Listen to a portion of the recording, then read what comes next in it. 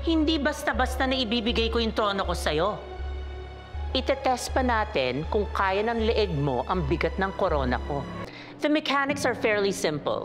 We sell, we perform, then we count the sales. And voila! You have a winner and a loser.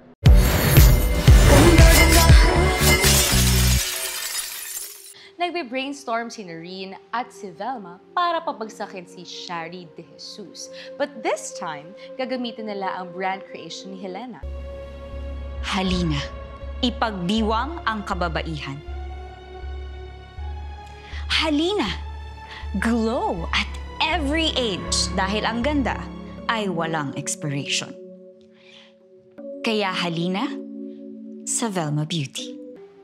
And they will launch Velma as someone who is limitless. The evidence speaks for itself.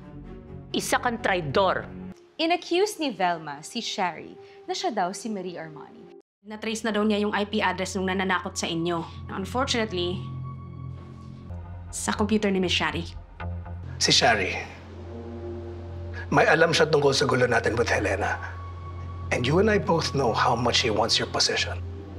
Nag-away ang dalawa, nagsumbatan, at matatauhan si Shari na never naman talaga siya minahal ni Velma. How dare you accuse me of destroying you? Hindi ko na kayo inspirasyon, Miss V. You were my constant, my guardian, my mother. Tapos ako pa yung pinag-iisipan niyo ng masama? I'm starting to fuel the war online. Palakihin natin ang away ng dalawa. This is going to be bloody.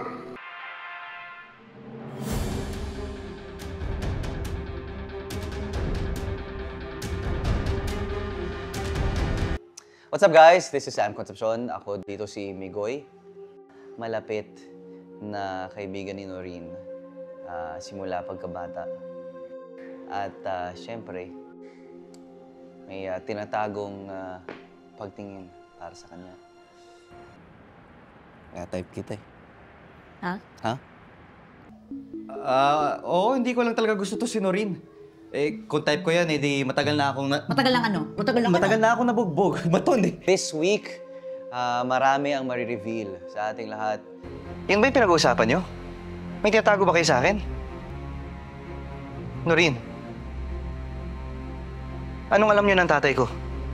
Mas mabuti pang wala kang alam para hindi ka madamay. Tay, anak nyo ko. Kaibigan ko si Noreen. Yun palang damay na ako eh. Huwag nyo naman akong tratuhin bata. Noreen, nakikiusap ako. Sabihin mo na sa akin yung totoo. In terms of Migoy, siyempre, malalaman natin yung tungkol sa investigasyon na ginagawa niya tungkol kay Juancho at sino pa tong tao na to. At bakit siya bigla na lang lumalabas kung saan-saan. Sa pamilya naman, malalaman na nila, tinatago ni Noreen. Parang hindi ako makapaniwalang naririnig kung sinasabi mo yan ngayon. Parang hindi ikaw eh. Kaya pala ang misteryoso manood. Totoo. Nakakagulat lang. Ako hindi ako gulat. Matagal na nating alam na matapang itong si Noreen. Ngayon lang natin nalaman kung gaano siya katapang. At syempre, makikita natin yung concern niya para kay Noreen at yung concern ni Noreen sa kanya dahil nilalagay niya yung sarili niya sa maraming kapahamakan.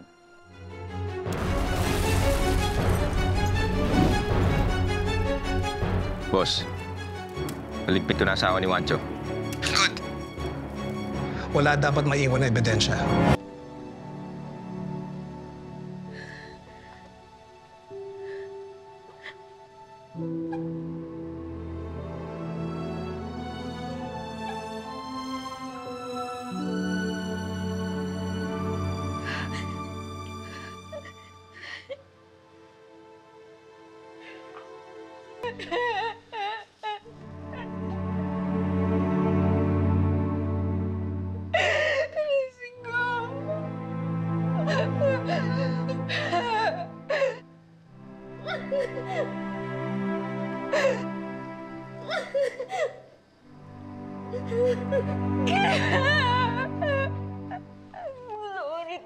Sorry talaga.